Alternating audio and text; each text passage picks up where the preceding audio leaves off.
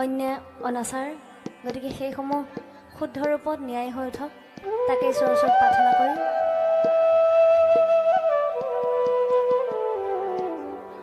বৰ্তমান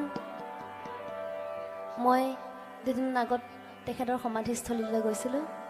তেতিয়া দেখিবলৈ পালোঁ তেখেতৰ সেই যি সমাধিস্থলী, সেয়া দেখিলে এনেকুৱা নালাগে যেন এখন শ্মশান, এটা মন্দিৰ নামঘৰ যেনহে লাগে। ধূপ ধূনাৰে সুগম হৈ আছে। গতিকে মানুহৰ তেখেতৰ প্ৰতি ইমান মৰম, ইমান শ্ৰদ্ধা। আজিৰ সময়ত মানুহে মানুহৰ প্ৰতি দয়া মমতা নোহোৱা হ'ল। এনেকুৱা সময়তে এজন ব্যক্তিৰ মৃতকক লৈ ইমানেই শোকাকুল পৰিৱেশ গোটেই বিশ্ববাসী, গতিকে তেখেত কিমান মহান হ'ব লাগিব। সেয়েহে আমি তেখেতক মানৱৰূপী ঈশ্বৰ হিচাপে জ্ঞান কৰিছোঁ।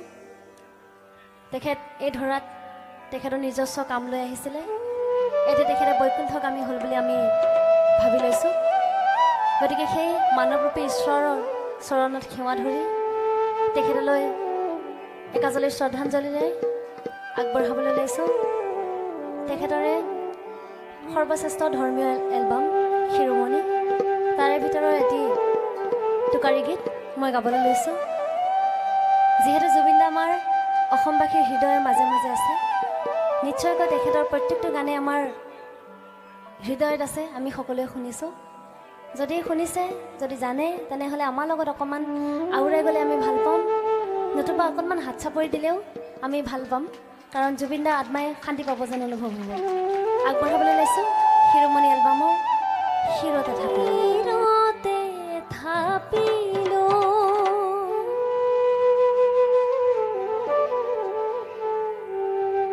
শংকৰে শিৰোমণি কণ্ঠতে থাপিলো না,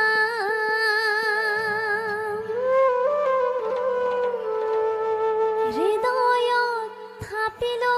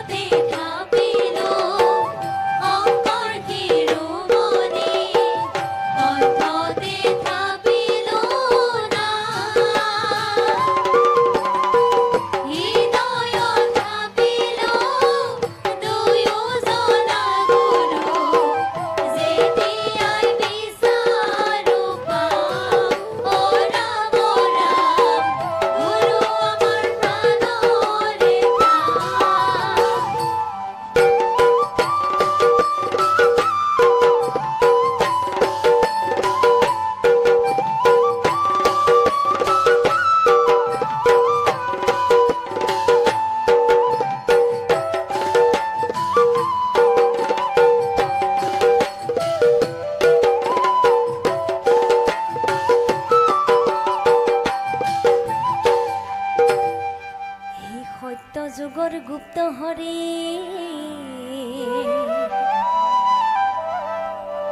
এই নামৰ নিজৰা কলিত শংকৰে আনে বৈকুণ্ঠৰ পৰা এই শ্ৰৱণ কীৰ্তন কৰা কলি ধৰি